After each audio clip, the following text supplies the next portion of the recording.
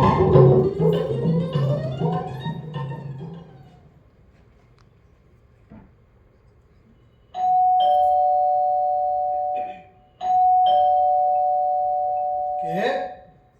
দরজা খোলা আছে, ভেতরে আসুন।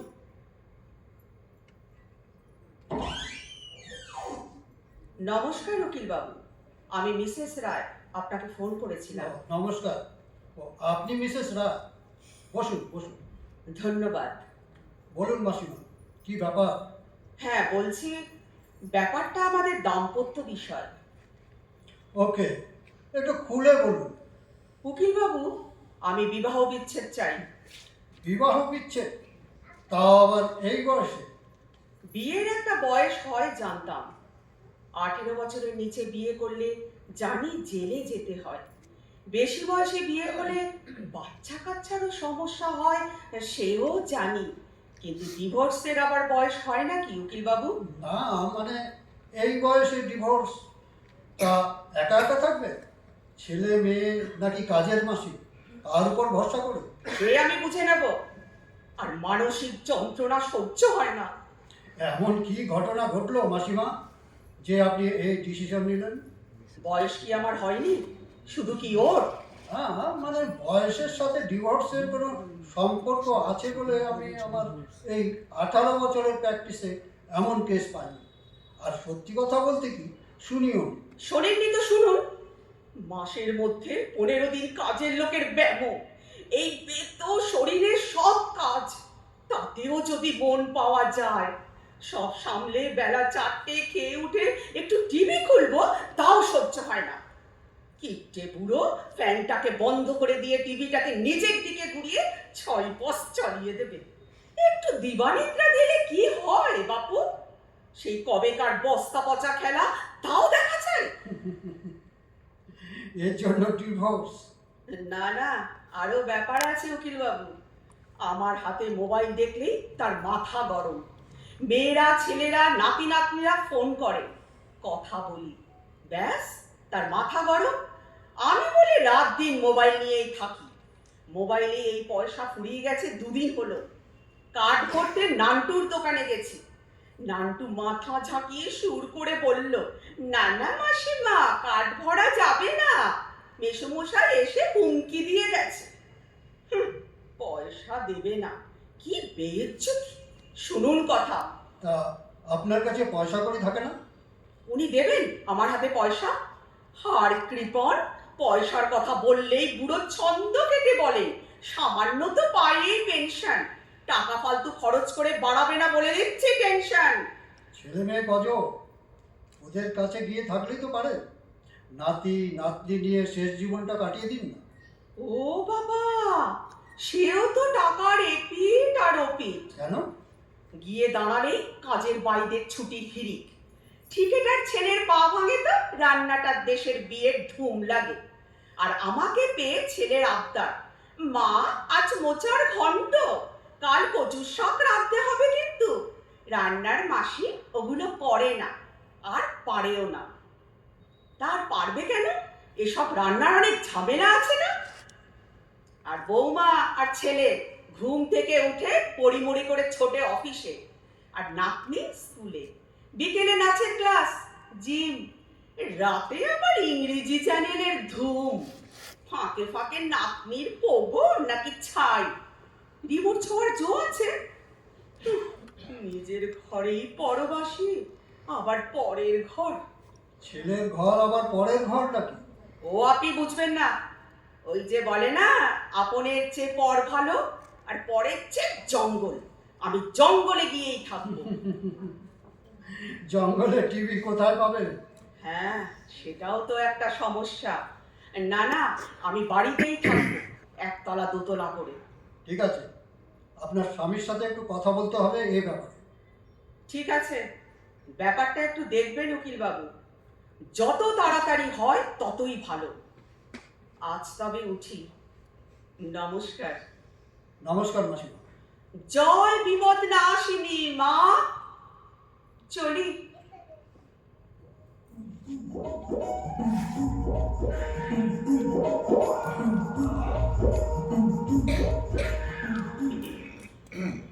ব্যাপার উকিল বাবু, আমাকে আবার তলব কেন? আপনার স্ত্রী তো বিবাহ বিচ্ছেদ চাইছেন।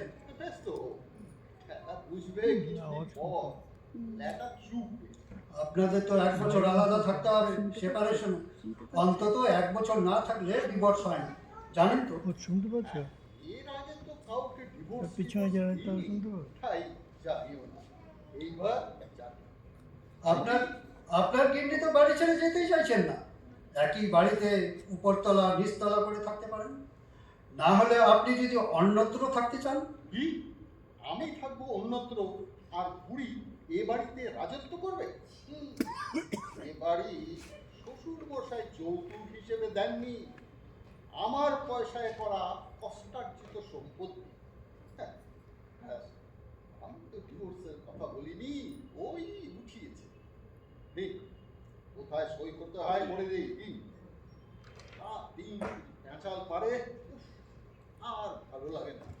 তাহলে উপর নিচ করে নিন, কোর্টের নির্দেশ তো পালন করতেই হবে।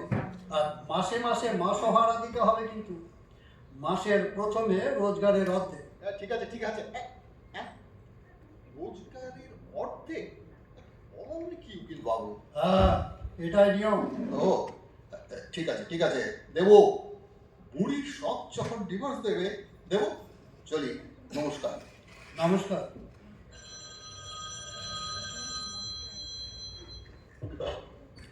হ্যালো উকিল মশাই, রান্নার সরঞ্জাম তো সব নিয়ে এসেছি, আর বাজার খরচ? আপনার কর্তাকে বলা আছে উনি আপনাকে রোজগারের অর্ধেক হিসেবে মাসোহারা দেবেন মাসের প্রথমে। হ্যাঁ, মাসের প্রথমে এতগুলো টাকা? কিপ্টেটা ভিখিরি ভিক্ষের পয়সা কখনো দেয় না। বেশ বেশ জব্দ হয়েছে এখন, কি যে ভালো লাগছে। রাখি। হ্যাঁ, রাখুন। ভালো থাকবেন মাসিমা। সে কথা বলতে রাখলাম। আচ্ছা, স্যাডেনিং বাট ইন্টারেস্টিং।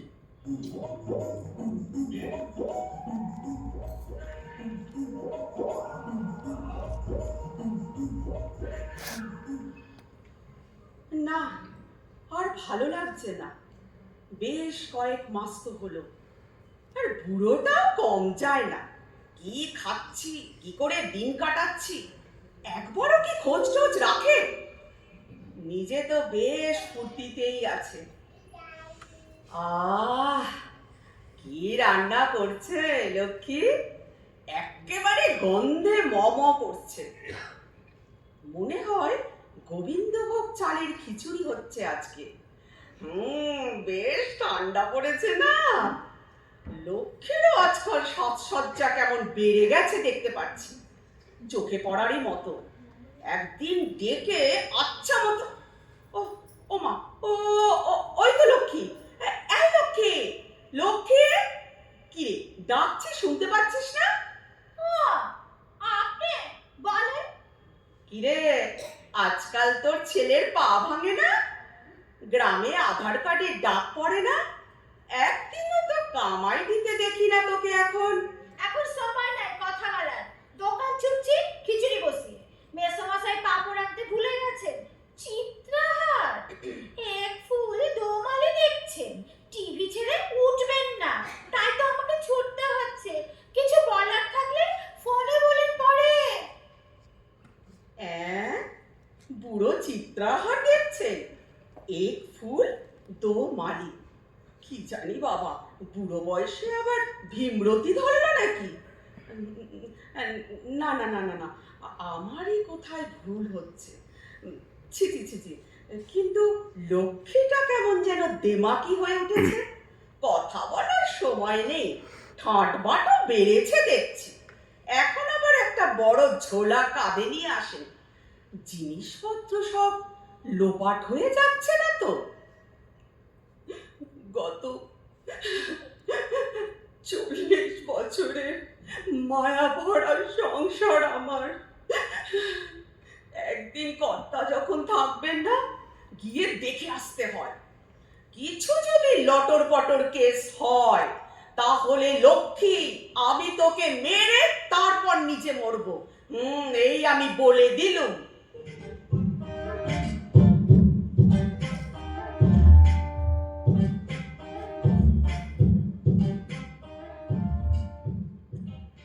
বুঝেছিস লক্ষ্মী, বাজারে আজকে দেখি প্রচুর ইলিশের আমদানি হয়েছে। হ্যাঁ, এই সিজনে এক টুকরো পেটে পড়েনি, এই ভাবলাম একটা কিনেই ফেলি।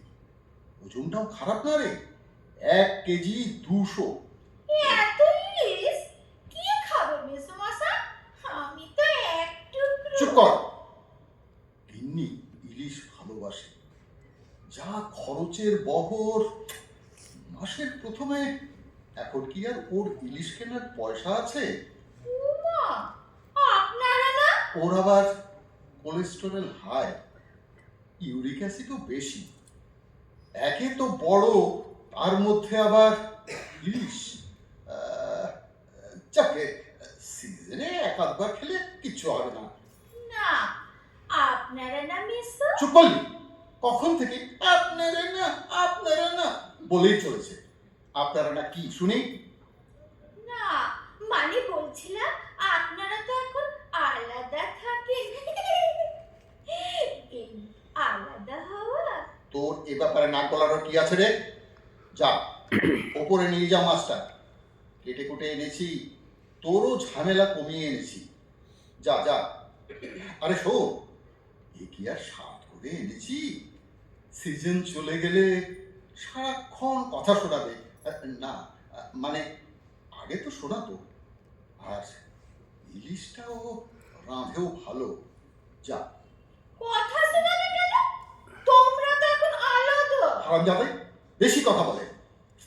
এই জন্যই কোনো কাজের মানুষকে বাড়িতে বেশি দিন রাখতে নেই। একেবারে পরিবারের মেম্বারের মতো হয়ে সব ব্যাপারে নাক গলায়। যা, মুখের দিকে তাকিয়ে কি দেখছিস সাদি? মাসিমা! ও মাসিমা!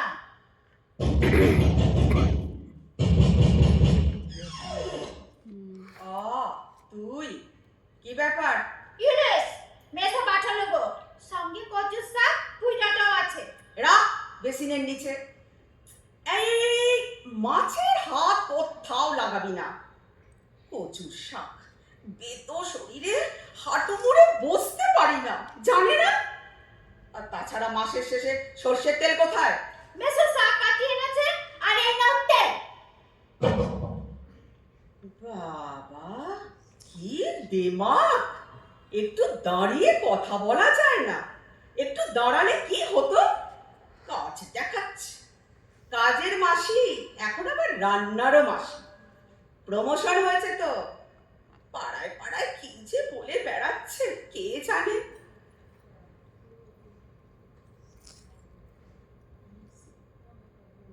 বাবা বাবা বাবা, বেশ পিসগুলো তো।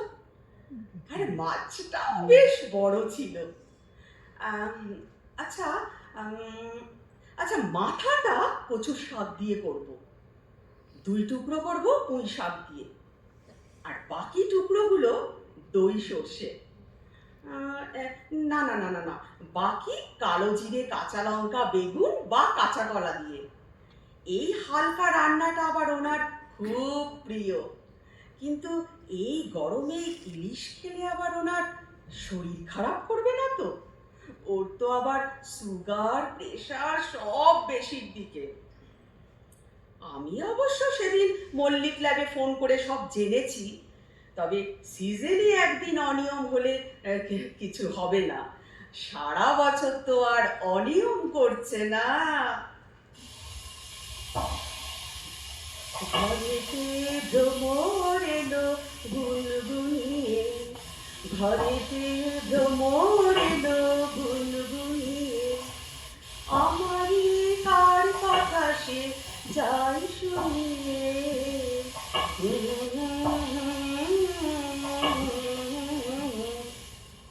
ব্যাস, আমার রান্না শেষ।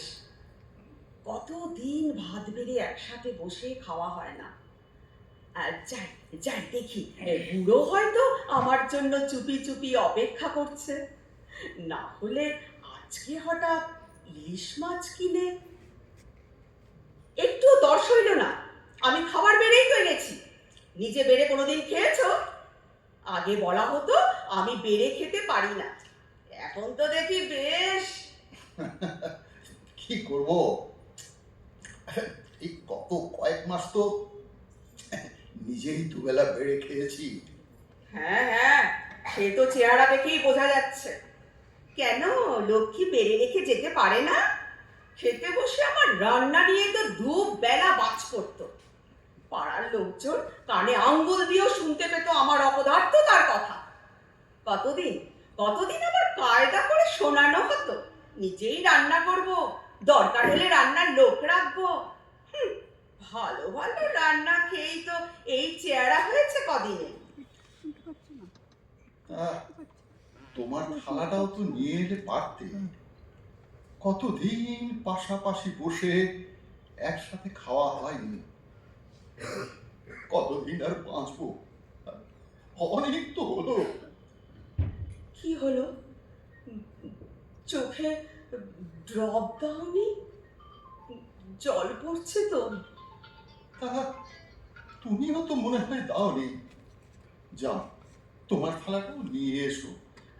হ্যাঁ হ্যাঁ, আনছি।